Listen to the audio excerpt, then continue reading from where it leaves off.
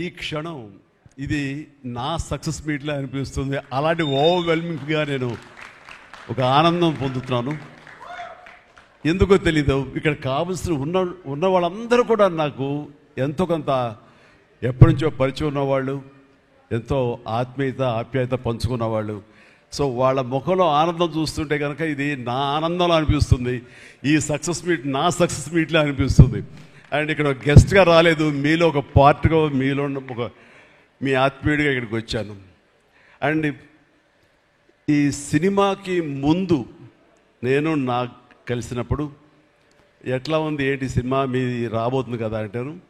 Different character నేను attempt చేశాను. And Dhanush is a lead character.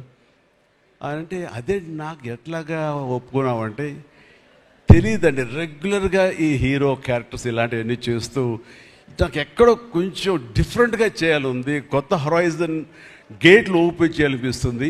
ఈ సినిమా నాకు అలా ఉపయోగపడుతుందని అనిపిస్తుంది. అంటే దాని వాళ్ళ సినిమా చూశారు, అది 100% కరెక్ట్. తను కూడా అదే అక్నాలెడ్జ్ చేశాడు. ఈ సినిమా తర్వాత ఒక 40 ఏళ్ళు ఉంటాను ఇందాక తను అన్నమాట వాస్తవం. నటుడుగా ఎంత ఎక్కువ కాలం మనం జీవిస్తాం అనేది తప్ప ఒక హీరోగానే పట్టుకుని ఇలాగే ఉండాలి అనుకోవటం అనేది కరెక్ట్ కాదు.